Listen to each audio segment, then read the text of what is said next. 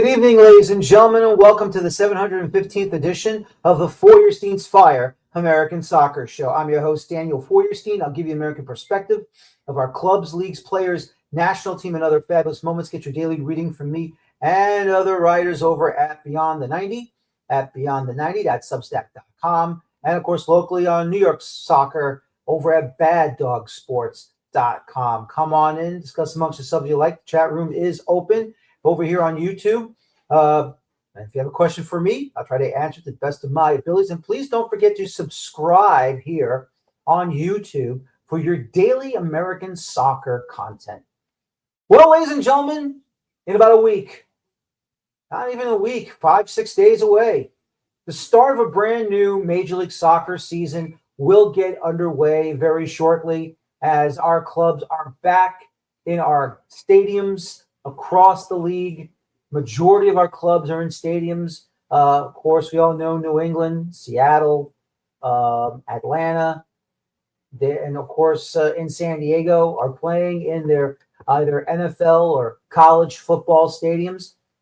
New York City FC will still be hanging around the Yankee Stadium and Citi Field and the baseball stadiums.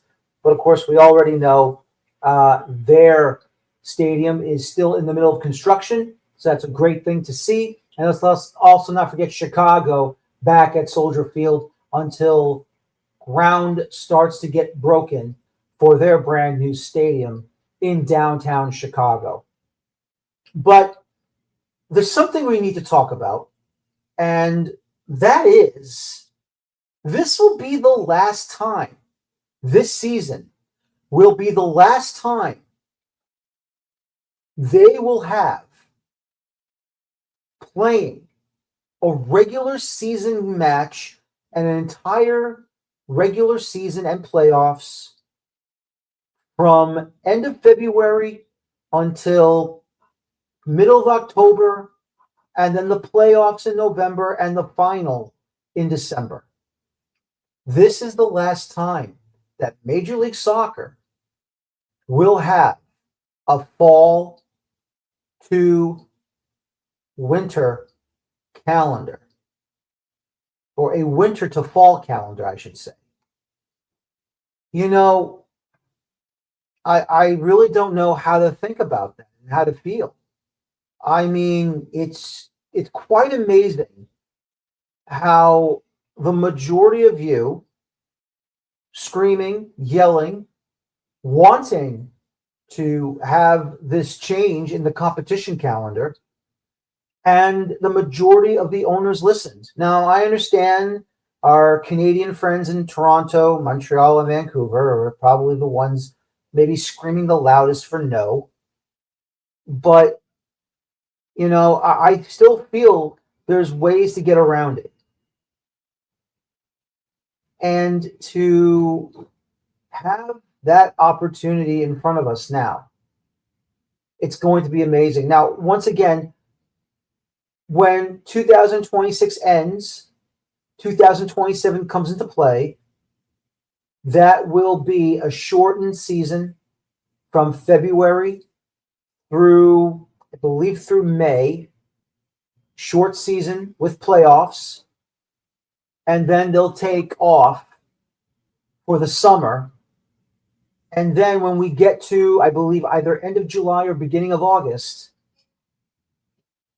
we start playing a fresh, brand new season that will now start from the summer of 2027 until the spring of 2028.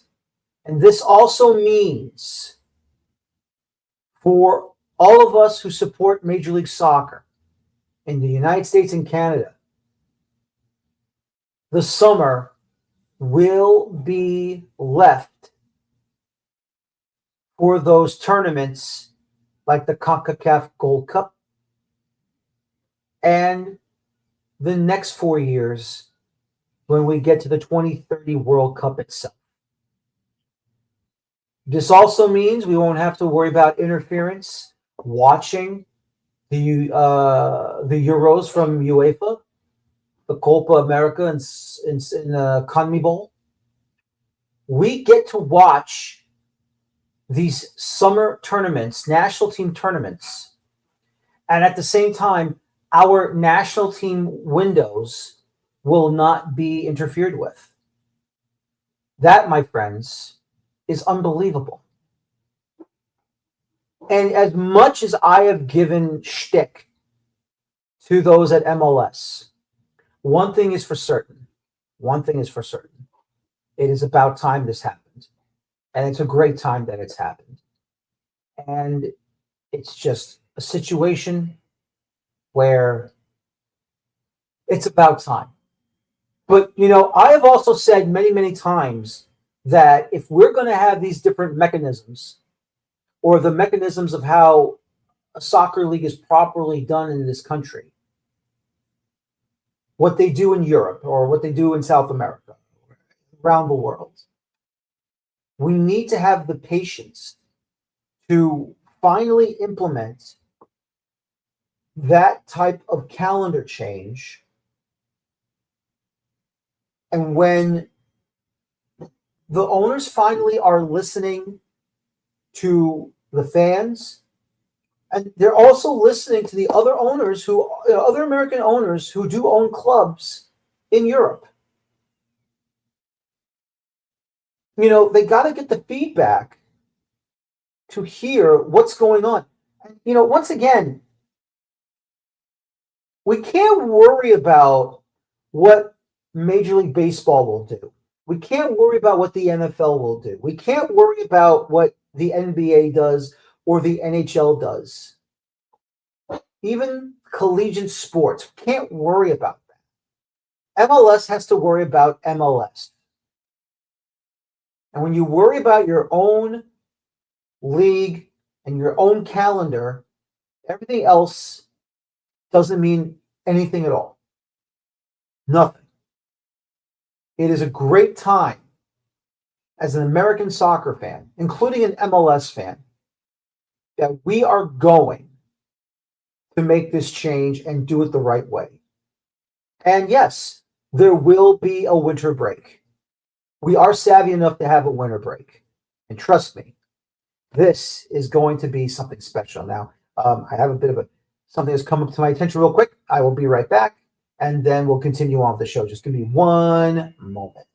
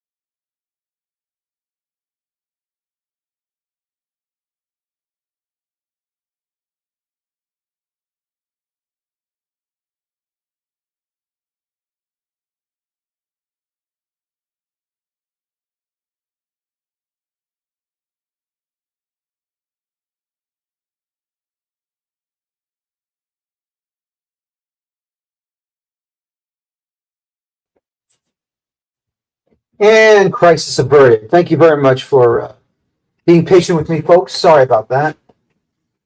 But I just want to say, I'm just pleased.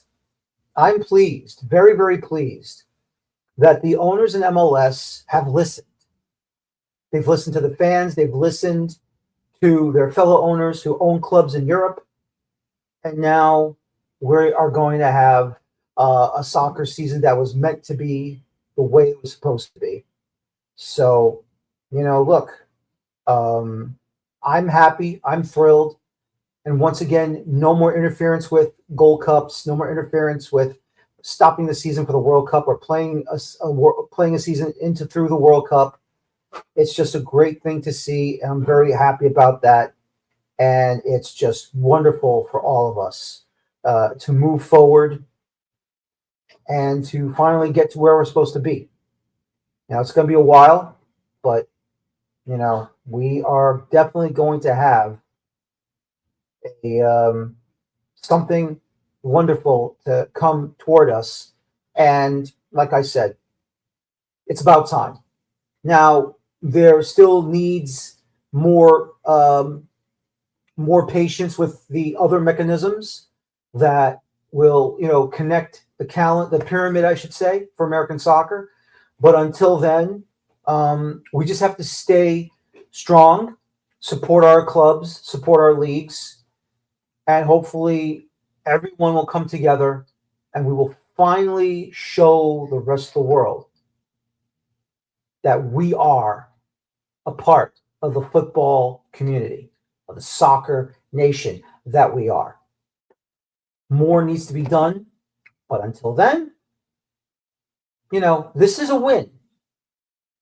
This is the first step to a win for the game in this country, without a doubt. I feel great about it. I know you feel great about it. And this will be it. This will be the last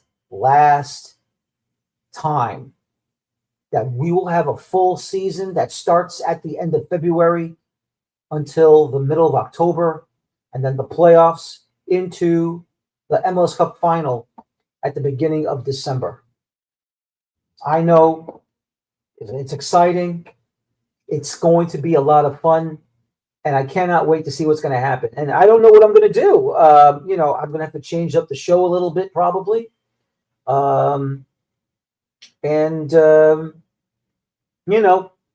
going to be really, really strange. But one thing is for sure. Once we have all of our leagues being played during the international calendar, all the other components will fit in nicely. And then we won't have to worry about any form of other, interference or anything like that, or any other shenanigans. So get ready. It's going to be a lot of fun. I cannot wait. And, say goodbye to the old ways this season, at the end of this season, and then say hello to the new ways when the calendar shifts to 2027. Well, let me tell you about this segment's sponsor. It is DuNord Energy Drink. When I need that extra kick to power through match analysis and late night transfer rumors, there's only one drink that delivers authentic Italian energy, and that's DuNord, crafted in Italy with the same passion I bring to this show, because real energy comes from real ingredients, just like real soccer talk comes from real insiders. Ladies and gentlemen, my first guest tonight, actually my only guest tonight, we're going to head on over to the big Great Lakes state. And of course, that is the one and only state of Minnesota, the big state of Minnesota that loves soccer. And joining me once again to talk about everything and anything Minnesota United FC from DuNord, Bruce McGuire joining me tonight. Bruce, welcome back. How are you, my friend? Hi there, Daniel. Yeah, big news in Minnesota. One good, one not so good, but we'll get your opinions about it. But first things first, how have you been? How's the winter been up there? And are you ready to start this brand new year of Minnesota United in soccer? Yeah, I'm always ready for a brand new season, so that I'm looking forward to. The rest of it, I don't want to spend a lot of time on, but it's been absolutely atrocious here for the last 3 months in Minnesota. Our city has been invaded by some kind of strange federal military that is kidnapping thousands of people. Um, I believe the report came out today that there was 30 criminals have been apprehended out of about 4,000 arrests. Mm-hmm. So the governor, the mayor, have done nothing to help the people except say some useless words. And everything that's gone great is because of the amazing people who live here and how they've stood up and refused to back down. And some of those people are my fellow soccer fans, which is pretty incredible. And they've never backed down to anybody. And I don't expect them to do that in the future either. Well, obviously, a lot of tumultuous times over in Minnesota, and hopefully everything will be righted, and we can get back to getting back to normal. Basically, that's my hope there as well. That's what we Um, all dream of. yep, that's all we can dream of. That's all we can hope and do. So we'll see what happens down the road. But anyway, Yes. when the news came, James Rodriguez, Colombian international superstar, comes to your club. What the hell happened? And were you throwing a party all of a sudden? It's a strange one, isn't it? I I honestly don't know how I feel. I will say this, I did not party because the deal is too odd to create the kind of energy that you would think that a name like that would create. Um, we know how these things take with people getting work permits and visas and all those things. So, you know, they can take 4 to 6 weeks for anything to happen. And the deal was done in late January, and so I don't expect him here till closer to March 1st. And Yeah, then, they play the season until about the 20th of May, and then everything goes on a break for the World Cup. So that's going to be March, April, and part of May. And his contract runs out on July 31st, hmm, right after the World Cup. So it's a really, really, really weird deal. isn't Um, it? the team does have an option to retain him for the rest of the season in MLS. So it would be, through October. Well, I mean, technically to the end of December. Um, and so now we all just have to kind of wait and see what any of this means. Who's the guy that's going to show up? What kind of shape's he going to be in? How motivated is he going to be? We know he loves playing for Colombia. There's no doubt about that. So he's going to want to be killing it at the time of the World Cup, and you hope that means that he's going to come here and kill it. But Hmm. I don't know if anybody really knows what's going to happen. Yeah, It's certainly no, got them a lot of news. yeah, it really did, and it was just amazing. I couldn't believe such a great get. I'm going to ask you this question, and then apparently something's popping up around my corner, but I want you to answer it while I take care of it real quick. It shouldn't be too long, Yeah, yeah. but you know, um, what feeling do you have that he'll fit in, and do you feel the system that Minnesota is going to be playing? I mean, just for that, and just a big name like that's going to grace the pitch at Allianz Field. I mean, that is like a dream come true once the World Cup is over. It's wild. The team has definitely put themselves in a place for this season with the changing of a head coach. They've played all preseason so far. Instead of playing the 5-2-3-1, 5-2-2-1, whatever it's been, the different variations of all those things that they played the last 2 seasons. And so far during all the preseason, they played in a 4-3-3. And where Rodriguez fits into a 4-3-3 is a really interesting thing. Is he the middle of the middle three, which, tends to be where a number 10 would plug in, and then the two behind him would be more holding and defensive midfielders. And he would join in with the three up top. Or does he fit in to the right or the left side as one of the three up top? And then they get some extra help in the midfield holding behind him, because one of his question marks has always been his defensive ability, or maybe liability. I don't know which word to use, but that's been the big question about him, is how hard is he going to fight for this team on defense? We do know that the last 2 years, the whole identity of the team has been built on putting up the stiffest defense possible.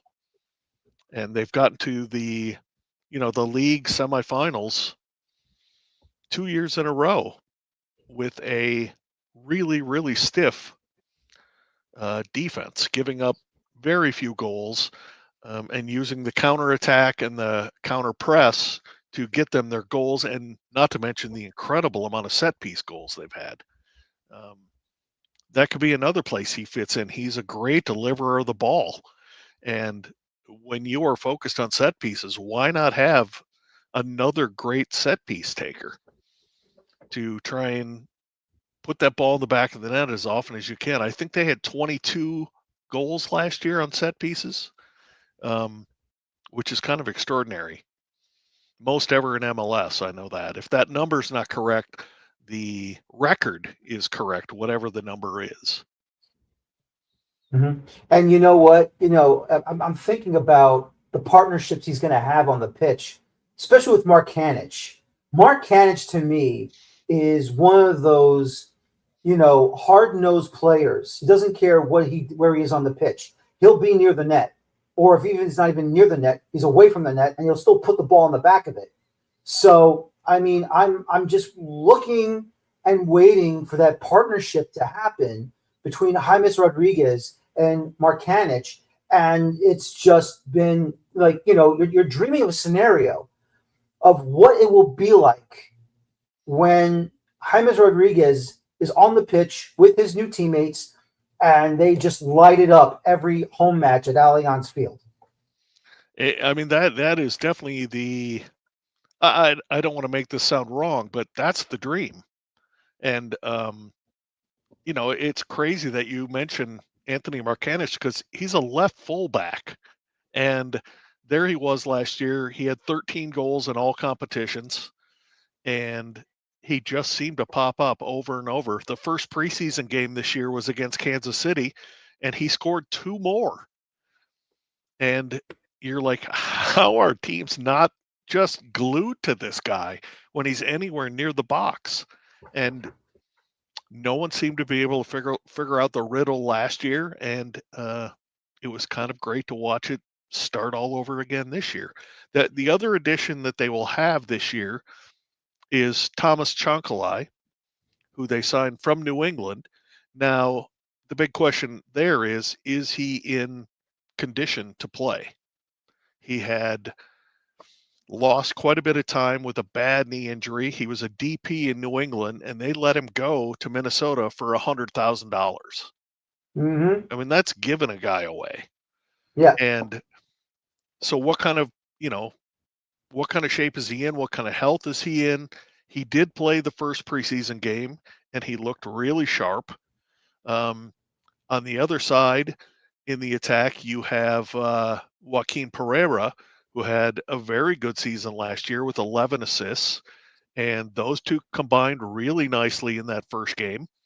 And, if you can put a guy like Hamas combining with those other two attackers, and then you have a forward up top in Kelvin Yeboah, who has shown he can score, although there's, again, question marks about what's going on with him. But you put 4 guys in the attack, and that's already right there a big step up from the last 2 seasons for Minnesota, when they only played with 3 players in the attack. And you're adding another element. And Mm-hmm. if that other element is a guy with a world-class pedigree, then the excitement level starts to become real. Yeah, I agree. And, the other thing is this, though. is that, with obviously with great additions to the current roster, there are some deletions that I think we really have to talk about. And the first one we got to talk about is Dane St. Clair. I was shocked that he would leave Minnesota United and went to Inter Miami. I understand Inter Miami has their goalkeeper issues as well, aging veterans, of course, from South America. But I mean, look, Messi is Messi. I understand, but I thought Dane St. Clair was going to remain at Minnesota United and be your starting goalkeeper again for the foreseeable future. Right decision to let him go, or wrong decision to let him go? I mean, they tried for 15 months to sign him to a new contract, and he turned them down every time. And it was, I think a lot of people were thinking, okay, it's going to come down to the last minute and he's going to sign. And I don't want to say that I foresaw anything, but I kept wondering, why hasn't he? And so when the word came that he was going to move on, it wasn't a surprise to me at all, because he had every chance to sign a much bigger contract at Minnesota than he could anywhere else in the league. And so going to Miami was a really fascinating thing. And then after he got there, he gave an interview and they asked him why. Why did you make this move? And he didn't say a lot, but the one thing, when you read between the lines, he really talked about the ambition of the team in Miami compared to the ambition of the team in Minnesota. Hmm. And when you think about, he's instantly going to be playing in the CONCACAF Champions Cup. He's going to be highlighted, or with one of the highlighted teams in the Leagues Cup. He's going to be going to the World Cup with Canada, and all across the planet, people watch Inter Miami because of Messi. So he will be in the showcase spotlight regularly with them as well. And if he has ambitions to move to Europe, which he's going to be, I think he's already 28. If he's not, he's going to be. Now is the time for him to do it. And if he has a really solid World Cup, why not do that? I think that's what it's all about. Yeah, yeah, I agree with you there as well. Drake Calendar's been signed. Obviously, he's no slouch. Solid veteran goalkeeper out there. Definitely will fill in the space that was let go by Dane St. Clair. You feel comfortable with Drake Calendar behind in the net to keep that ball out for you? I mean, he's obviously got experience, which is great. You always want that. But Dane St. Clair, way beyond his goalkeeping skills, was the leader in the back of that team. He was never the captain. He was never one of the elders. But you watch every game, and that guy was clearly the leader of that defense that was so stout. Everything revolved around him. Every player moved on his cue. Every teammate reacted to his enthusiasm and his, uh, demonstrative actions.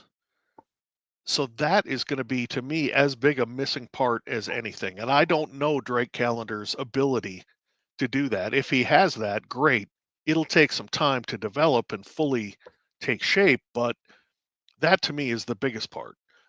Another thing is Drake Calendar's pretty decent with his distribution, both passing out of the back, both long kicking, both throwing, and that's Dane St. Clair's weakness. He is not good at distribution. He didn't get better over the years, and frankly, I think that's what's going to hurt him in trying to go to Europe.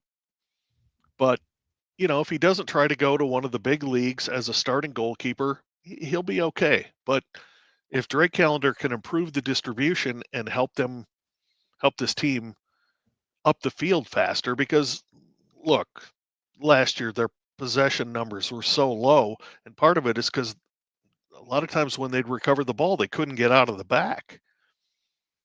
And if you have another guy who can help you move that ball out of the back, being a goalkeeper, that's another plus. So we'll see. We'll see. I mean, again, his big question mark will be his leadership in the defense. Yep. But we'll see what happens. Yeah. No, I mean, look, we'll see what happens. I hope things go well for Minnesota United this upcoming season. Great run in the Open Cup last year. Yeah. Solid run into the MLS Cup playoffs. But Yep. now Eric Ramsey has left the club and he's over at West Brom back in England. And taking over is Cameron Knowles. I mean, I'm assuming Mr. Knowles was part of the coaching staff last year with the club, and he got a promotion after Eric Ramsey left. What did you think about Ramsey's his job performance with the club before he headed back to England? I mean, it was good. He had pieces that he thought he put in the place to get the most out of them, which is what you hope any manager does instead of having his devoted system and makes a team fit to it. Although right now that seems to be what he's trying to do at West Brom, and that is going spectacularly bad. 7 games, no wins, and now they are 2 points above relegation. And the fans are screaming. And the guy who hired Eric Ramsey was let go about 10 days ago. Relieved of his duties, as they say. So, there was a lot of people frustrated that the team didn't take more chances last year, wasn't more proactive, didn't play more entertaining soccer. A lot of people said they played some of the worst soccer MLS has ever seen. But yet they made it an awfully long way, a lot further than a lot of teams that supposedly play really beautiful soccer. Yep. So, you take it as that. I mean, I'm in the stands for every home game. I'm watching every away game on television. I wasn't entertained very often. I got to say, it was kind of painful.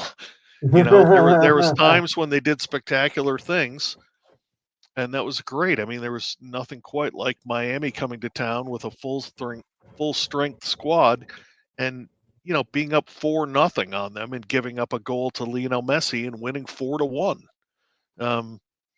You don't do that with a purely defensive team. And so I think we'd all hope to see more. Cam Knowles was the second team coach for a couple of years that's in MLS Next Pro. And he came up to be part of the first team staff when Adrian Heath got fired. So he was there at the end of that season. He was around at the beginning of the next season, and Eric Ramsey could not sign with the team until sometime in February. So when the season started, Cam Knowles was the head coach for the first 3 games. They won 2, they tied 1. People enjoyed the kind of soccer the team played. So I don't know, maybe that's the sign of what we're going to see this year. We'll find out. Yep. But when a team doesn't go through a coaching search and they just appoint from within, that tells you, that they had faith in him from the start, and that's the way they wanted to go. Exactly. I have to ask you this question, and obviously it's about a former head coach in Adrian Heath, and I don't know if you read the article from The Athletic, but that's a scary thing that you get information about taking a job as the next head coach of a club, regardless where it is, regardless if it's in Europe, if it's in Africa, Asia, North America, Mexico, South America, the Middle East. Heck, it could be somewhere in Timbuktu. I don't know. And, you want to get back into the game, and then you find out he's being kidnapped.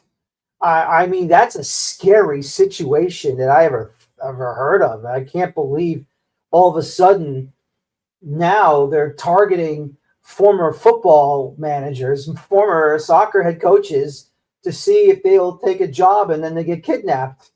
I mean, did you ever read that article? I mean, it was wild. Oh yeah. I mean, that was something else. I mean, the first thing is you're just really glad that the guy is okay and nothing horrible happened. I mean, you read the first half of that article and you're like, this isn't going to end well. And in a way it did, even though it was horrible that anyone would have to go through that. He somehow got out of it, which is kind of incredible. And then you read that he's talked to the FBI and there's hints that other people have gone through this recently. And we haven't heard anything about it. And I think he said that the reason he went public is because he doesn't want this happening to other people. That that he was under the impression it had happened to other people before, and so you have to talk up. There's so many questions about all of this, Yep. I think one of the more interesting aspects of the story is the two women in his life, his wife and his daughter-in-law, who's, on TV with MLS every week, Kaylin Kyle. She's pretty great at her job, by the way. And she's the one who said, well, has anyone looked to see where his phone is? Does he have his tracker turned on? And the people who kidnapped him never turned his phone off, so they knew exactly where he was, which is kind of incredible. Yeah. And then his wife has the wherewithal to, he calls her and says that they're making a demand for this X amount of money. And she kind of plays I don't want to say the wrong word, but she plays the confused card and says, honey, we have a new bank account and you hadn't put my name on it yet. So I have no ability to get you any money. Which that wasn't true, but that's the line she went with. I mean, that's quite a risk when somebody's been kidnapped. Yep. To play that card, and and all of it worked. I mean, they were able to kind of lean on the kidnappers and say, we know where you are and there's no money coming, and your best bet would be to let this guy walk away. Yep. And they did. That's unbelievable. Isn't that crazy? It's just crazy. I mean, wow. I still just think of the whole event and think, I'm just happy that nothing bad happened. No, me too. That would have been horrific, Absolutely. But the only question I have is, didn't he have an agent or a lawyer in this? You'd like to think so. I mean, you'd really like to think so, unless he doesn't use an agent. So I really don't think so. It didn't seem like that in the articles. Yeah. In the article, sorry, there's been one. Yeah, that's okay. It seemed like he was on his own, which is, I know, I mean, I don't know about you, but I'm not going there on my own. Oh, no. And I don't mean I'm not going to Morocco or Saudi Arabia or whatever. I'm not going anywhere on my own without, really checking it out first. Exactly. So that's what I would have done. That's the question. But on the flip side, you said the guy wants to manage. And he got offered a chance to go meet the owner, or whoever the person who runs one of the squads. They didn't name the squad, which I think is okay. I don't need proof of that kind of stuff, No. But he went to Morocco, and there was no 5-star hotel, and there was no, general manager to meet with, and there was just some guys in a beat up old car that took him to a warehouse district in another city and told, give me all your money. Yep. It's a hell of a story. It is. Yeah. It really is. But I'm happy for his wife. I'm happy for his wife and his daughter-in-law that they were really sharp and figured those little subtle things out. Yep. It really is. It helped immensely. Yeah, no, absolutely. And, like we said, we're just happy he's okay. And hopefully this will never happen to him again. All I can tell us is this: if Adrian Heath wants to get another job as a manager in this game, hire an agent. Hire an agent and let him do all the talking and make sure it's a legitimate situation, not what just happened here. Do you let him go? Do you let him go there first? Yes, let him go there first. Sorry, that's a terrible joke. No, yeah, I love it. After all, you send the was it the royal the royal king always tells the guy, "You're my food taster. If it's poison, hey, say sayonara, sucker." How's the food? It's great. But That's a other than rough that, one. Bruce, Yeah. yeah, I know it's all right. But anyway, other than that, what are we expecting this season with Minnesota United now? With Cameron Knowles, we like you said, he had a good 3 matches before Eric Ramsey took over. We're expecting bigger things now. I don't know. There's a lot of interesting pieces. They brought in Josh Wolf to be his number one assistant, which I think is interesting. And they haven't really gone out and signed a lot of players. They had 4 real contributors last year leave the team. Josep Rosales, Robin Lod, like you mentioned, Dane St. Clair, and Hassani Dotson, who missed a lot of the year with a knee injury, but he's been a contributor for several years to the team, and they're all gone. And I'm not going to say beyond Dane St. Clair that any of them are big shoes to fill, although I love Robin Lod. And he went to Chicago, and I got a feeling he might just light it up, which is great. Good for him. But he's getting older. He did not have the kind of season the last 2 years that you had hoped. But 3 years ago, he had 15 assists and like 8 or 9 goals, and those are great numbers. They're going to push Bongo Hukle Longwane into the attack. He's been stuck at right fullback the last couple of years, and he's an attacking player. They're going to push him up front again. So you kind of hope he has a bounce back year. And then you have all these other pieces that a lot of young players, and you hope that they all step forward and improve like every roster dreams of their young players doing. So, do they finish top 4 like last year? Do they scrape to the last end to get into the playoffs like they did the year before? Or do they miss the playoffs like they did the year before that? I think all 3 scenarios you can paint the picture for all of them. Exactly. I think we can. And this picture is now completed. Bruce, I appreciate your time. Sorry about that earlier. So a bit of a get a text message and say, "Gotta come around the corner," if you know what I mean. And gotta take care of it real quick. Try to nip it in the bud as quickly as I had to. But as long other as than somebody's that, not going to kidnap you, you're good. No. Yeah. This is kidnap proof. This apartment, I swear. Yeah. God. Good. That's beautiful. But it's always great to have you on the show. I really do appreciate your time as always. We'll always keep in touch during the season, and hope all is well over there with you in Minnesota. I know you'll survive this. I know you will. Thank you, there. man. But I'm anxious. all I can, and hey, in 5-6 days, the season gets underway. We're all going to know a little bit. We're going to know a little bit. I love talking to you, man. Thank you, Daniel. I love you're welcome, Bruce. Coming on and talking. I appreciate you as always. You have a good night. Take care, buddy. Thank you. Bruce McGuire from DuNord joining me to talk about Minnesota United FC soccer, the great signing of Jaimes Rodriguez coming over after the World Cup, and of course, some of the subtractions from the club. But still, though, we'll see what they'll do in this 2026 MLS season. Now, let's move ahead now.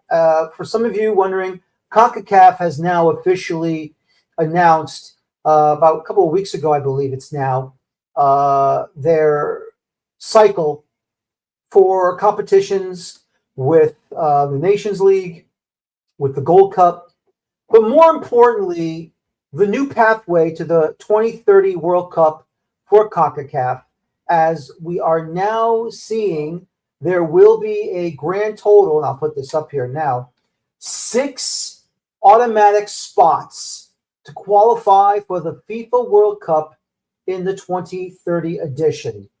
And that will be the 100th year as we celebrate the World Cup itself through qualification and the tournaments proper.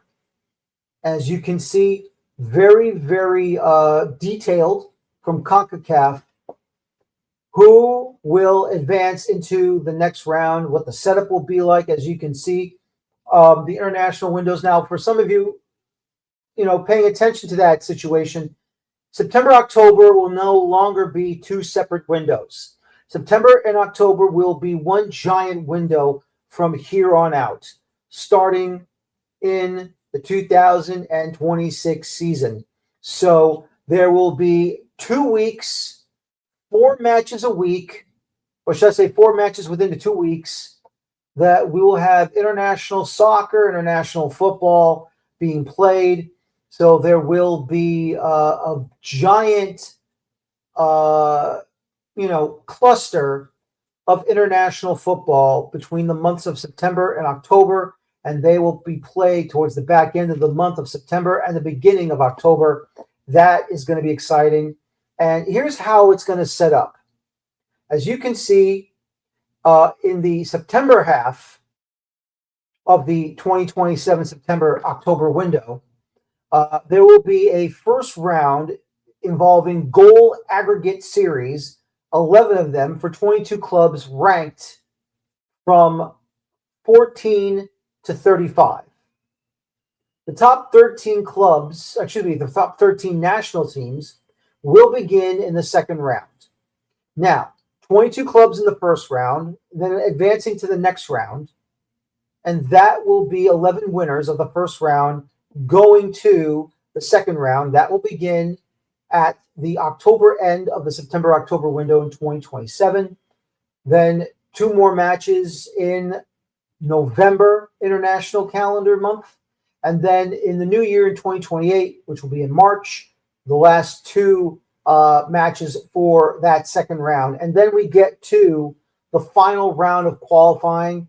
The first 2 rounds will be in June. And then the final 4 matches, the first 2 matches will be in June of 2028. And the final 4 matches will be in 2029 in the September-October window. From the second round, the top 2 nations in all 6 groups of 4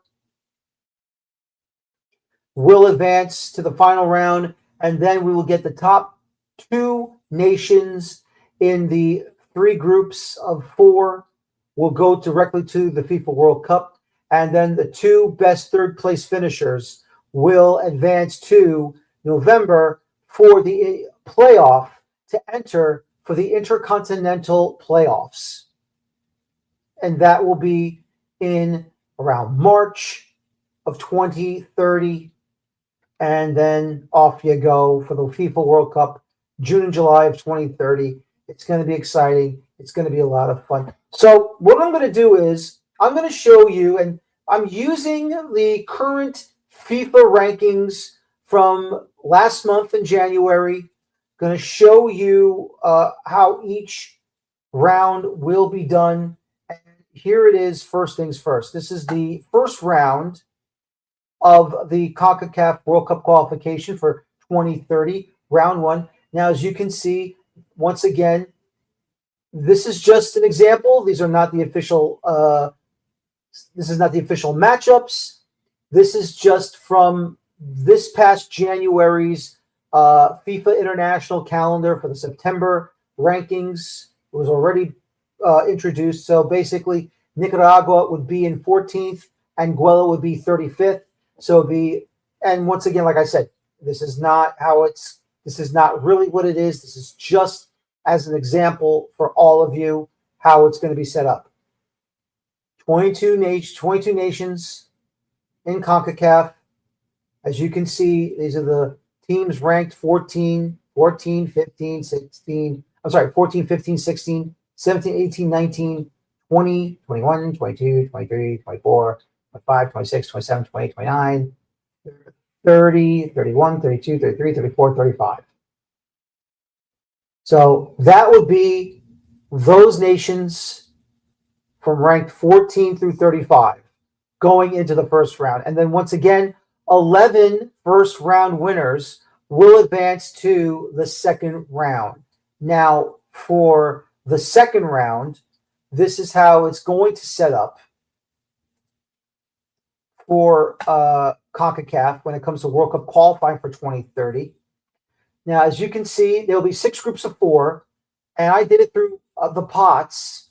Pot 1 will definitely be the first top 6 ranked nations, of course, the United States, Canada, Mexico, Panama, Costa Rica, and Honduras.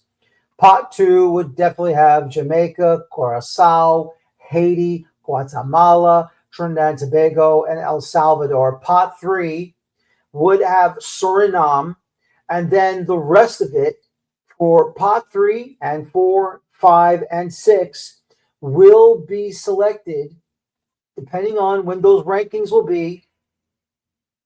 They will have those 11 round 1 winners entering the second round through, like I said, pots 3 through 6, and that will be the second round. And then we will have the top 2 teams in all 6 groups getting ready for the final round of qualifying for CONCACAF for the 2030 World Cup. And here it is right there, coming up. Here it is. And this is the final round. As you can see, Group A, Group B, Group C. So you see there the top 2 teams in each group will go to the World Cup.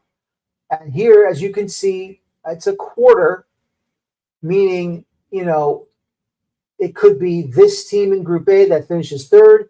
It could be this team in Group B that finishes 3rd. It could be the team in Group C who could finish in 3rd, possibly going to the playoff, which will be a goal aggregate series, to see who will reach and qualify for the Intercontinental Playoff. So once again, top 2 in Groups A, B, and C will go to the World Cup. The top 2 of the best 2 of the 3 third-place finishers will be going to going to their own playoff within CONCACAF to see who will qualify for the Intercontinental Playoffs. So that will be what's on the line here. Now, obviously, there's one problem with that. Not only is the hex dead, the octagon is also dead. And that's not CONCACAF's fault. CONCACAF, that's not their fault. There's nothing they can do about it. That is why in CONCACAF, they're forced to do this because of the expansion of the FIFA World Cup going to 48 teams, starting with this current World Cup here in North America, USA, Mexico, Canada. So FIFA trying to share the love. We will no longer have a hex. We will no longer have an octagon. There will no longer be a final standings for CONCACAF final round of World Cup qualifying. The only way that happens is if Mexico or the USA or Canada somehow drops into that second pot, and the top 3 ranked teams could have a Panama with either Mexico and the US, Canada and the US, or Canada and Mexico. So until then, from that point on, no more hex, no more octagon. It is all over. We're going to move forward into this new age of World Cup qualifying. But ladies and gentlemen, that'll do it for my show tonight. I want to thank my guest. I want to thank Bruce McGuire of DuNord about talking Minnesota United FC football. Don't forget CONCACAF Champions Cup first round involving MLS clubs, the full field of MLS clubs. This Friday will not be the first leg show. I'm going to have it next week on Monday, the first leg review this coming Monday, and next Friday will be the second leg review. I'll be away getting ready for the new Red Bull season in Orlando, as the New York Red Bulls will take on Orlando City, the first match for the new head coach, Michael Bradley. My name is Daniel Feuerstein. Thank you very much for watching me tonight. And as always, please enjoy your football. Thank you. Have a good night. Take care. So long. And bye-bye for now. Have a good night, everybody.